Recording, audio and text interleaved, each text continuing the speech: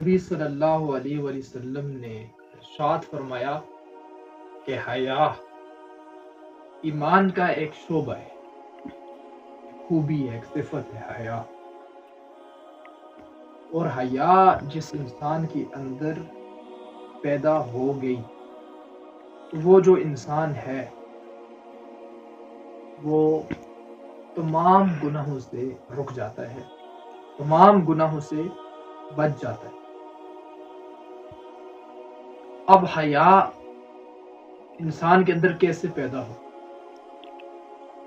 دوسری حدیث سے حیا کو اپنے اندر پیدا کرنے کا ایک طریقہ ملتا ہے۔ اللہ کے نبی صلی اللہ علیہ وسلم نے صحابہ سے فرمایا کہ حیا کرو اللہ تعالیٰ سے جس طرح اللہ تعالیٰ سے حیا کرنے کا حق ہے۔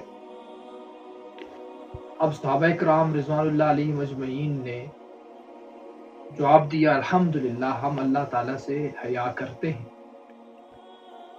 تو نبی صلی اللہ علیہ وسلم نے فرمایا کہ یہ حیا کرنا وہ نہیں ہے جو میں کہہ رہا ہوں۔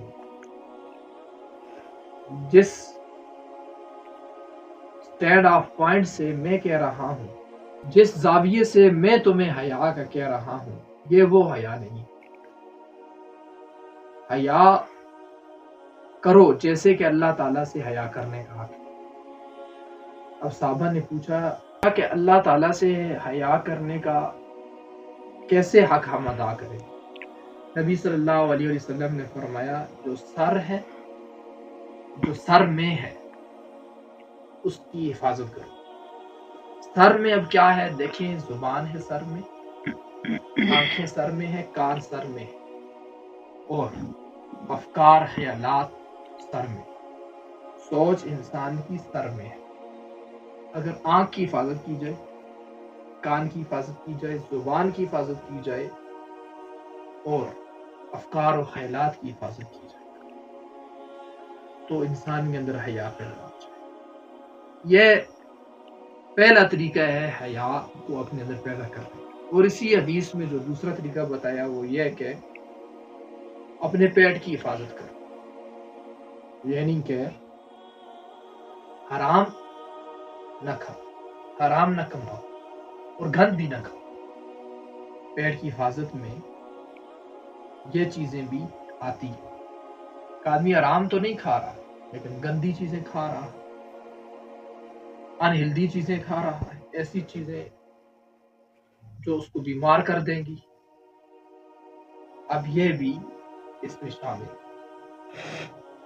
اور تیسری چیز اللہ کے نبی صلی اللہ علیہ وسلم نے اپنے اندر حیا پیدا کرنے کے لیے جو بتائی وہ یہ ہے اپنی موت کو یاد کرو کہ ایک دن میں مر جاؤں گا اور میرے انگوٹھے باندھے جائیں گے، میرا منہ بند کیا جائے گا، میرا اعلان ہوگا، لوگ آئیں گے، مجھے نہلائیں گے، کفنائیں گے، میرا عالیشان گھر یہی رہے گا، میرے لیے گڑھا کھودیں گے وہ دور ایک قبرستان میں، اور مجھے ٹوٹی پھوٹی چارپائی پر اٹھا کر لے جائیں گے اور 2 گز زمین میں مجھے لٹا کر اوپر تختے ڈال دیں گے، اوپر مٹی ڈال دیں گے اور سب اپنے گھروں کو لوٹ جائیں گے اور وہاں میں اکیلا ہوں گا۔